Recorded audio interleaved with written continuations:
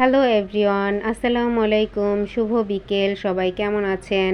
Dolly's story লাইনের different একটা ভিডিওতে আপনাদের অভিনন্দন। এখানে আমি দেখাচ্ছি আমি আজকে আপনাদের সাথে শেয়ার করব কিভাবে আমি আমার স্কিনের টেক কেয়ারটা করে থাকি। মাসে আমি রেগুলার 3টা ফেসিয়াল নিয়ে থাকি। তো এক্ষেত্রে সাধারণত হচ্ছে 10 দিন পর পর। তো আজকে আমি যে ফেসিয়ালটা নিব এটা হচ্ছে আমি প্রথমে হচ্ছে দুটো ম্যাসেজ ক্রিম নিয়ে নিয়েছি। এর মধ্যে এটা হচ্ছে গ্রিনটা হচ্ছে কিউকাম্বার এবং হোয়াইটটা হচ্ছে অ্যালোভেরা ক্রিম। গ্রিনটা কিউকাম্বারটা স্কিনটাকে অনেক বেশি ক্লিন করবে এবং অ্যালোভেরাটা সফট করবে এবং অ্যালোভেরা স্কিনের জন্য অনেক বেটার, এটা অনেকেই জানেন। এরপরে আমি নিয়ে নিচ্ছি স্ক্রাব নামে একে সবাইকেই জানেন। এটাকে আমরা এক্সফোলিয়েশনও বলে থাকি, যেটা স্কিনের ডেড সেলগুলোকে রিমুভ করবে এবং স্কিনকে অনেকটাই সফট করবে, সুন্দর করবে, এক্সট্রা লেয়ার তৈরি করবে। তো এই ক্রিমগুলো আমি কিভাবে অ্যাপ্লাই করব? প্রথমে হচ্ছে আমরা ক্লিনজিং করে আমরা হচ্ছে কিউকাম্বারের যে ম্যাসেজ ক্রিমটা এটা অ্যাপ্লাই করব, দেন স্ক্রাব করব এবং অ্যালোভেরা ম্যাসেজ ক্রিমটা দিয়ে আমরা হচ্ছে 5 মিনিটের মতো ম্যাসেজ করব।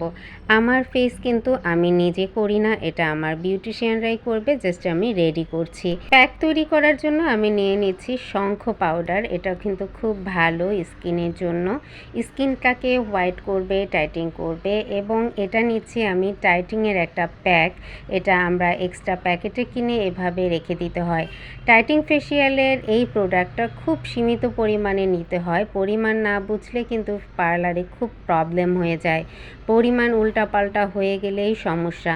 টাইটিং ফেসিয়ালের প্যাকটা অনেক সামান্য পরিমাণে নিতে হয় এবং এই প্যাকের সাথে অনেক কিছু অ্যাড করতে হয়। এখানে আমি অ্যাড করছি রোজ পাউডার একটু বেশি পরিমাণে, অর্থাৎ আমি যে পরিমাণ টাইটিং ফেসিয়ালের প্যাকটা নিব তার প্রায় 4 গুণ পরিমাণে আমাকে রোজ পাউডারটা নিতে হবে। এরপরে আমি কিছু পরিমাণ হচ্ছে শঙ্খ গুঁড়োটা নেব। প্যাক তৈরি করার ক্ষেত্রে অবশ্যই ডিফারেন্ট কোয়ালিটির প্যাক হয়ে থাকে এবং এটার কাজটাও একটু ডিফারেন্টই হয়ে থাকে। এখন যে শঙ্খ গুঁড়োটা নিচ্ছি এটাও কিন্তু আমি পরিমাণে একটুই নেব, এটার পরিমাণও খুব বেশি হবে না। এখানে শুধুমাত্র রোজ পাউডারটাই আমি বেশি নিচ্ছি।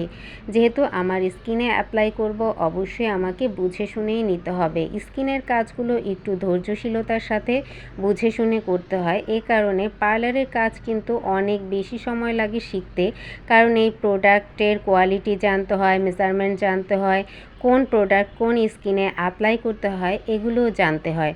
তো যেহেতু আমার স্কিনে কোনো ব্রণ নেই, র্যাশ নেই, মেস্তা নেই, তেমন কোনো সমস্যা নেই, আমার যেহেতু নর্মাল স্কিন, এবং এ কারণে কিন্তু আমি এই ধরনের প্যাকগুলো অ্যাপ্লাই করতে পারছি। এখানে আমি যে মিক্সড করছি এটা মিক্সড করছি হচ্ছে টোনার অথবা রোজ ওয়াটার দিয়ে।